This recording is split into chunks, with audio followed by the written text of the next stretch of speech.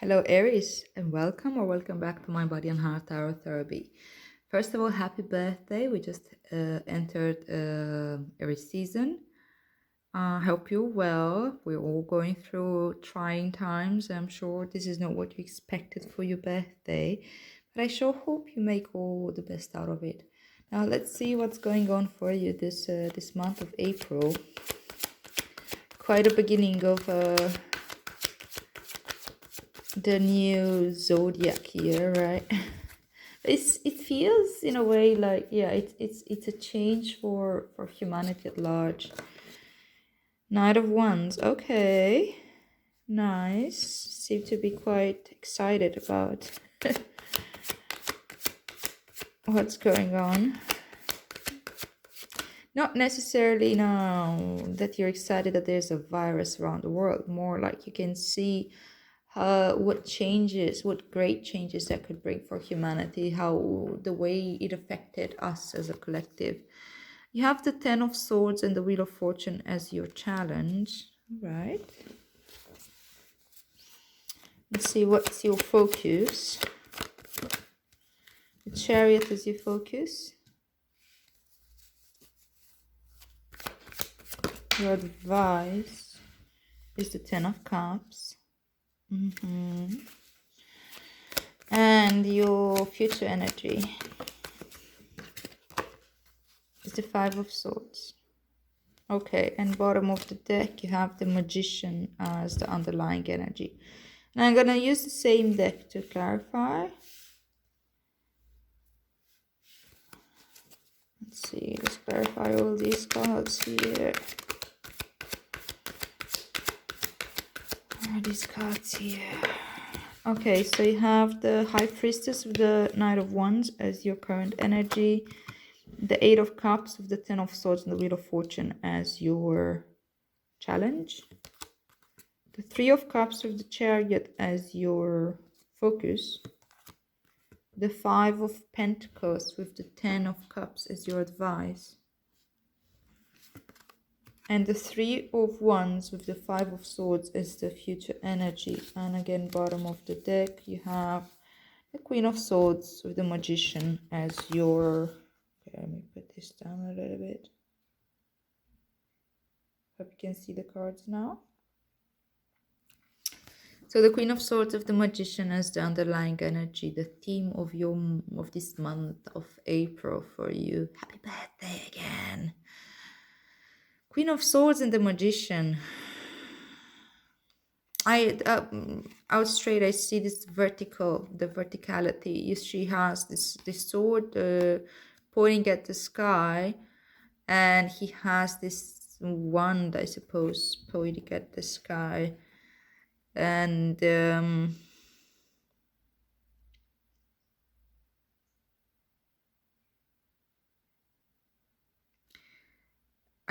what I make out of it is, yeah, you get some type of clarity, get some type of understanding that, given that it's also the Queen of Swords, and given that there's this infinity on the head of the Magician, I think that you get an understanding about the collective, you know, us as a whole, something that's from divine knowledge, something like that. One of those deep insights about, say, human condition, about this isolation that some of us or many of us find ourselves in. Queen of Swords, well, she deals with boundaries, she deals with communication and yeah, a clear communication of those boundaries. But also with the Queen of Swords is a success story, you know. She's somebody who's been through pretty much everything, and she prevailed. She's out, and she's out there, and she's not just surviving. She's a queen, you know. She mastered her mind. She mastered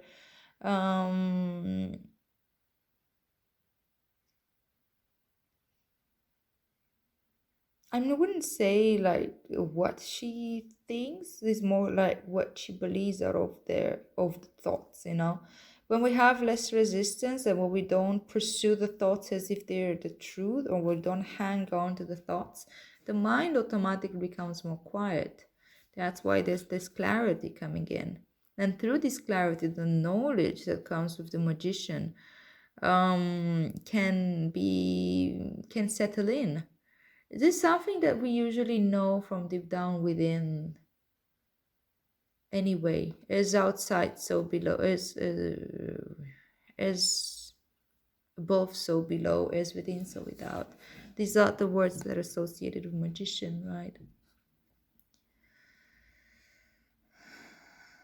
I think you're learning how to work with the raw material of your being, if that makes sense. You start to be able to put one, two, and one together, and you see the cup, the sword, the wand, and the pentacle on the table. These are the aces. You start like maybe able to create a system to kind of decompose things to the level that you're able to work with.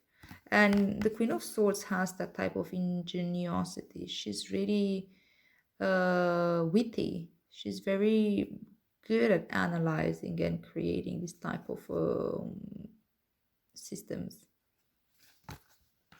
Okay. Aries. I don't want to put it too much in the context of the virus or the isolation or the pandemic. I think that they are deeply connected, these readings somehow, but these are very much about your internal process, right? Like the things that show up for you, and boundaries, and learning how to work with yourself and with the, I don't know, these deep elements, this element, starting to understand like what's important in life, in a sense that you can make it up for yourself, right? So current energy, you have the Knight of Wands and the High Priestess. Interesting enough, the Knight of Wands is actually a very dynamic energy, somebody who's going out there to experience, wants to experience. And maybe that's the thing, maybe that's your tendency. It's your birthday season, it's spring, you want to go out, you want to move out, you're very enthusiastic about this, but obviously that's not what is required of us right now. And the High Priestess is what is required of us right now. We are required to sit with ourselves, to sit within, to look at the bigger picture here, right? It's not about me. It's not about experiencing the world because it's spring and it's sun and I just want to have fun. It's about contributing to the collective. Now, the High Priestess contributes through silence, through meditation, through sitting with herself and feeling into her intuition and connecting to that divinity that we were talking about earlier. She does get insights and those downloads, let's call them downloads, though sometimes I think this word has been overused in the spiritual world. Anyhow, I think that you can keep the curiosity and the enthusiasm of the Knight of Wands, and instead of like taking it outwards, bringing it inwards. As you start like sitting indoors much more and maybe working from home, or maybe being isolated with a group of people, whether your family, friends, whatever, can be curious of what rises up for you. What are the triggers? What are the fears? What are the everything, and maybe this is exactly how you're learning how to work with it, by because you have this curiosity that you can you have now the ability to redirect, in a sense. Instead of moping about, fuck, I can't go outside, you can use this time to go within and be really curious about what is it that you find in there. Sometimes you can be very surprised. There was a meme circulating around, if you can't go outside, go inside, and there was like dude meditating and stuff. Seems that was for you, my dear. Right, so challenging for you right now is change. Change seems to be quite challenging. Of course, there are changes happening very rapidly right now for all of us, but maybe to you,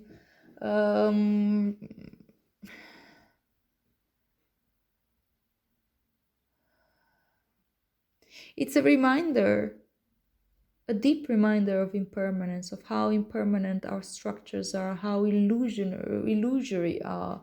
I don't know what we find joy in, how we live our lives, all the things that maybe you relied upon to in order to uh, keep going.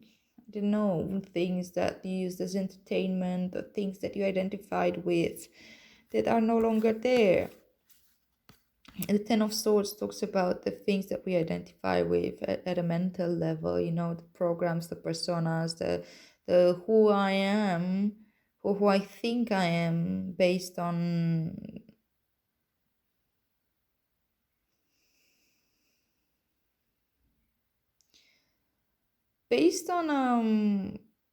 persona that I created as a defense mechanism, basically. A lot of what we do is our defense mechanisms. We are wired for connection, we are wired for compassion and love. But whenever we lacked that, or we don't know how to meet these needs, we suffer, and we create these defense mechanisms. They act like shields or like threshold guardians that protect that wound that was created, in a sense. And we start identifying with them, you know, and sometimes these defenses start working against us, and we start developing behaviors that are quite detrimental to us. And I think that now you don't have access to some of those behaviors, like some things, activities that allowed or entertained certain behaviors. And it is challenging, of course, and you're being called to move away from this. This is what's happening, and it is challenging. But I think it's a retreat, in a sense, that is also voluntary. It's something that you realize that, yeah, this is not serving. And maybe you knew it for a long time, but you never had maybe the courage or the time or the space to cope with this part of you that needed um, to relax, to not take over so much, to stop identifying with, to not compulsively act from that space, you know. So that usually means dealing with the core wound. And I think it's that wound that the Queen of Swords sort of overcame. She can also be a persona, you know. These queens, the court cards can act as characters.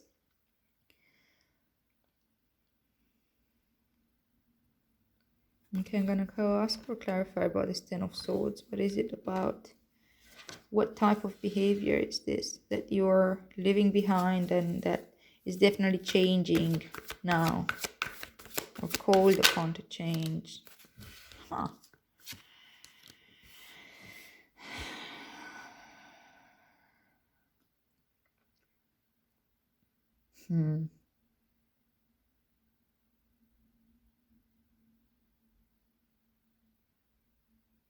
Maybe it was the belief that everything needs to be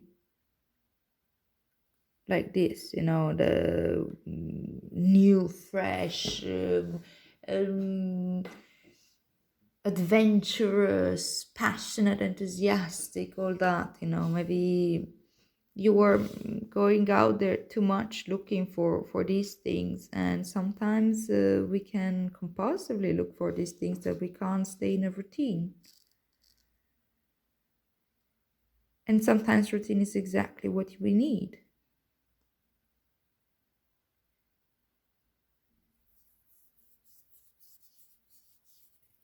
Maybe you were an experience seeker, like just looking for the thrill of the experience. Maybe that's what you've identified with a lot. Then maybe your life had been, your idea of yourself had been built around it.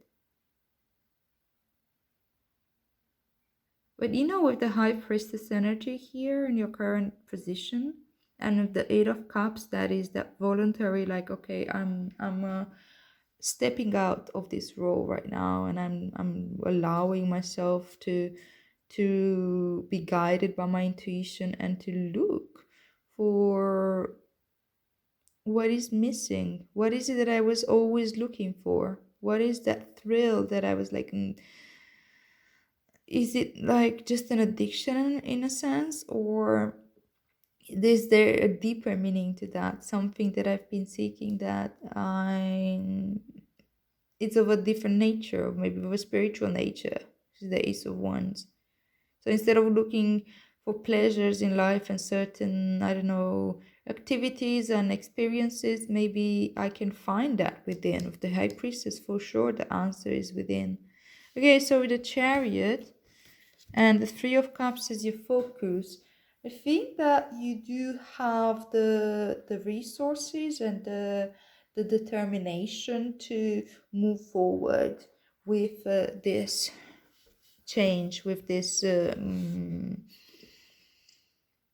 with this voluntary choice to leave behind this persona that you created, right? This experience seeker, Knight of Wands, for sure. So you can move forward, you can work with this, you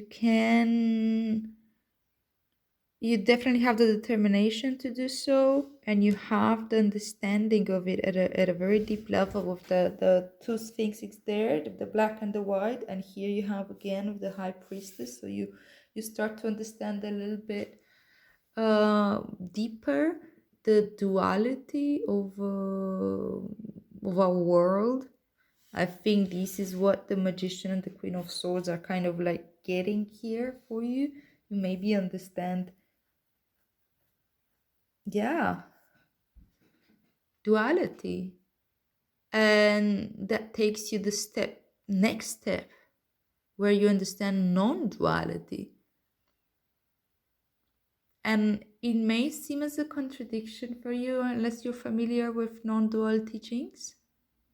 But if you're familiar with non-dual teachings, then you might get some of that, and hooray, congratulations, that's great, because I think that's the deepest of the teachings that we can access if we get it. And if you're not familiar with non-dual teachings, just to give you a really, really quick portrait, we define everything by contrast, right? There's light. In order to be light, we need to have the shadow. That's the contrast, right? Now, black and white. In order for something to be good, there needs to be something to be bad in order to see good in comparison. That's the duality that we're becoming aware of.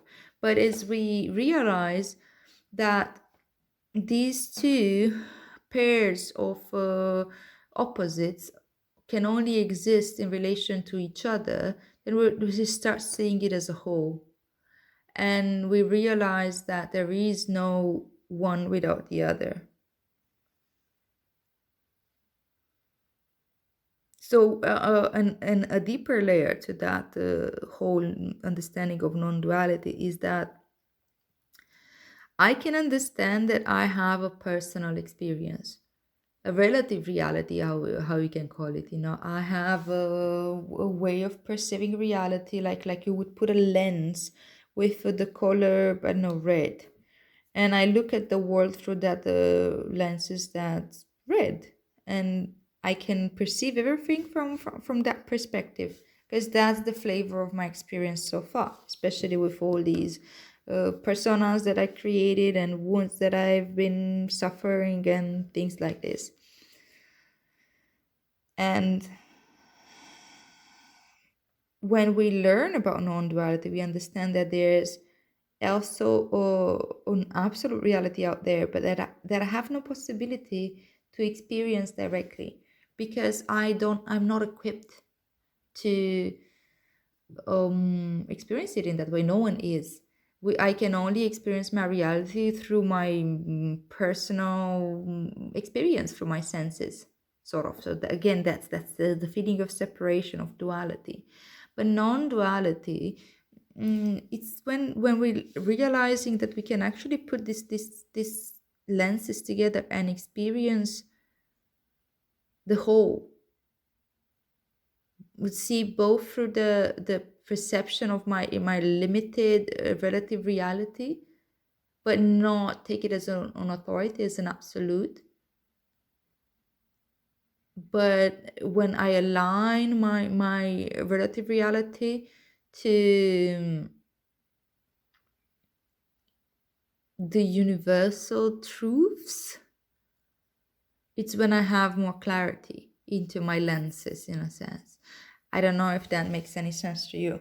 Maybe I'm not great at explaining this. These are very deep teachings, and it's hard to explain them in a few minutes here. Anyway, that's my take on it so far. It is very important, though. I think it is. If you don't know much about it, look it up. If you know about it, just go back to those teachings and sit with it. Sit with it, because you're getting a lot from this, and you have access to a lot of support here. You have people in your life that are cheering you into this journey, and they're supporting you. It doesn't need to be live, like, in the same space. Maybe it is in the same space, never know. Can simply be getting in touch with those people that maybe have also are engaged in this journey of healing and growth, and peeling off these layers of conditioning and fear. And there's a lot to celebrate here. There's that loving connection in your life, and there's the ability to sit with it, and the understanding that you know what you gotta do, and you can do it. And where is this taking with advice? Is that it's hard in moments like this to focus on gratitude and on happiness, but that's exactly where we need to look at, because sometimes we thought that certain things brought us happiness, but maybe they didn't really. Maybe they just brought the thrill, some way to distract myself from the fact that maybe I don't know what makes me happy. Most of us, we don't know what makes us happy. We just have an abstract idea that happiness is something to be attained and chased for. We blindly try to achieve that somehow. And we try certain things, and no, give myself more experience. Learn more, I don't know, go into more travels than I do once here, travel the world. Your advice is allow yourself to experience that inner joy that comes once your defenses are down, once you surrender, once you allow this persona that has been striving so hard to get its way, that you identified with for so long, to allow it to die, allow it to surrender, capitulate that part of you. And that's usually resistance. That's a shield. That's a defense mechanism. You don't need it right now. You need to understand that you are safe to experience this. And it may feel painful because obviously it's something that you identify with. So it's part of you feels like it's dying, but it's no real death. Definitely not. So whatever you're giving up or you're forced to give up because of the global situation, I think you're finding the joy within, and I think you're finding the joy in aloneness. Even if you're confined in a flat with other people, for example, you can still find aloneness. You can find those moments where we put boundaries and we separate the space, and I realize how much space for myself I actually need, and I'm able to finally communicate it, and maybe I'm able to go within more somehow.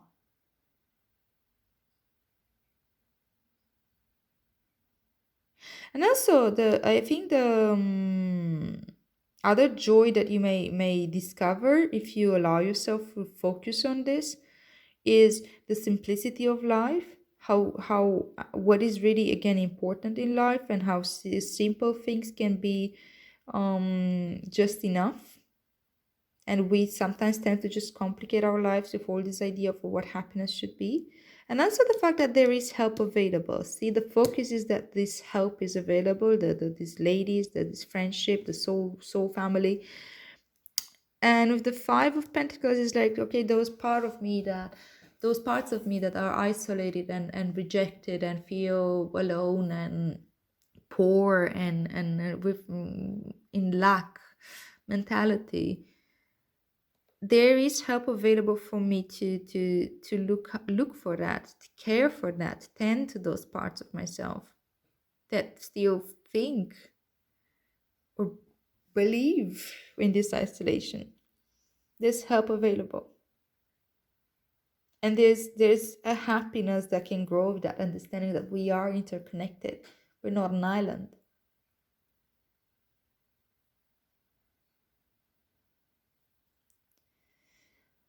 It is maybe harder for you to get this message in because we're soaked in fear these days. We only think about I don't know, how am I going to survive financially. There's going to be, I don't know, the Great Depression afterwards. When I don't know when what's going to happen when the hospitals are going to be completely taken over or overwhelmed, things like this. So, and of course it's hard to find that joy in this climate of fear, and it's harder for me to tell myself that there's help available when maybe I experience a lot of insanity around me, or what it feels like. That this change is needed though. We have to surrender our fear and our resistance to whatever this change is. I think you definitely can. With the Chariot here and the High Priestess, you can. Okay, so future energy. Future energy.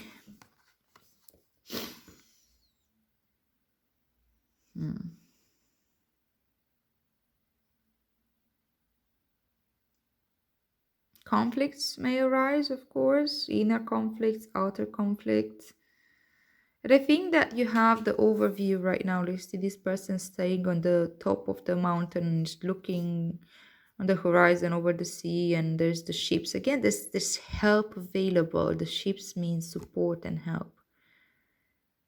You've probably learning how to cope with conflict now.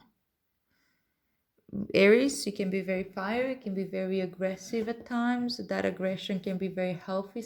Well, not necessarily aggressiveness in that sense of being able to set things moving and go for what you want. But sometimes it can come out in like putting other people down and just wanting to win at any cost. I think you're learning to work with this within yourself. You do have all this knowledge now, and you're going through this process that takes you quite deeply within yourself, and you may discover this part of you that's just gonna look for, I don't know, the challenge, or the one that just wants to win. This usually comes from feeling rejected and feeling alone and feeling powerless. So look where in yourself you feel powerless, and that's how you can heal this inner bully that can show up every once in a while. All right, my dear, let's see what message we have from Rumi.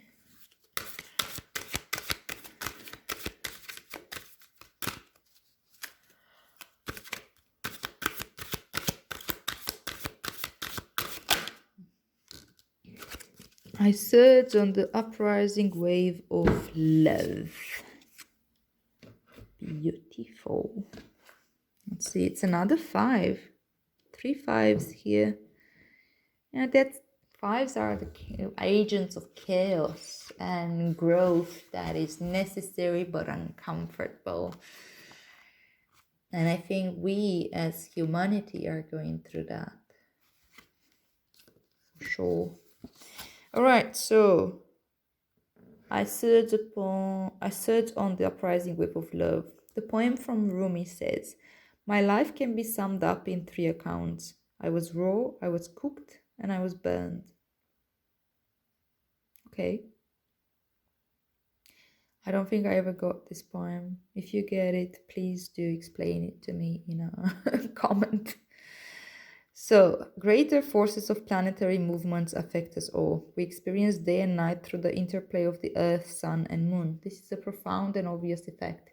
The movements of the cosmos affect us deeply, body and soul. Some movements are perhaps less obvious in form, but are just as great, if not more so, in effect upon our spiritual growth and life experiences. You are going through a cycle, or very soon will be, by which you will be moved by forces greater than your own personal will. Well, it can't be more clear than that.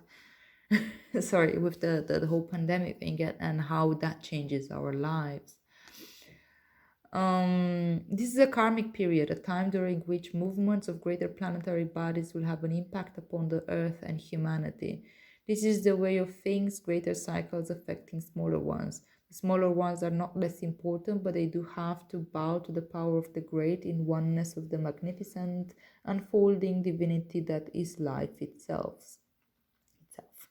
What we always have at our disposal is choice as to how we respond to these affecting movements and cycles. The effect of this karmic cycle now unfolding in your life is to bring you into sweet surrender, delicious divine destiny. However, if we sense at one level that a shift has a positive end in store for us, we can encounter resistance and fear, born of the ego, in response to the stirring of spiritual uprising. Yes, this one. The Ten of Swords. We will be right in our sense of imminent chaos. The disorder, however, is the ego perspective because its range of vision is too small, too limited to comprehend the greater workings of planetary systems that move life towards love. That is, it should be. The teacup is not made to hold the ocean, but actually a cup of tea. But if we begin to imagine that the cup of tea is preferable to the ocean simply because it's more containable, how much we missed out on. And how terrifying when we are actually thrown into the ocean and moved by it. Its sheer power, its wild force, and its passionate dance with the Moon Mother might have us fearing that we most certainly will die. Yet the only thing that is dying here and now is your grasp, your attempts at control. This Ten of Swords again, it keeps showing up. I'm glad that it addresses it in this card. It's really great the way it's putting it. Thank you for me. Well, Alana Fairchild, that's pretty much the person who created this beautiful oracle. All right, so because your heart is more powerful than your fear and it wants to live in total trusting surrender of the unfoldment of life's genius. It wants to let life happen to it. What a wise intention that is. Don't try to swim against the tide of your own life journey. Go with it. The divine is there waiting for you, orchestrating waves upon which you may reach the heavenly shore. Yes, the divine is there waiting for you, waiting on a picnic blanket of fabric of the heavens with a sacred feast of earthly bounty just now being unpacked in your honor. This oracle comes with a message for you. There are changes happening. The Wheel of Fortune. The world. There are changes happening and they will be out of your control. This is because you are ready for accelerated life change. Rather than paddling, you'll be caught up in a wave and moved farther, faster. Let yourself surge with the energy of what is happening, leading with your heart, and just going with whatever unfolds. This will bring you the best fortune, and open you up to the divine destiny that is your birthright this lifetime. How beautiful, Aries. Do be present with this. I think it's got the most amazing potential for you and for us as humanity. Actually, there was this thing circulating on social media now about a beautiful poem or something like that written for coronavirus, and so I'm like, thank you for, I don't know, waking us up to our humanity or slowing the world down so we can understand what's important in life. I think that really applies to you right now. All right, Aries, thank you so much for being here. I hope this reading was helpful. If you resonated with it, please like, share, and subscribe. And yeah,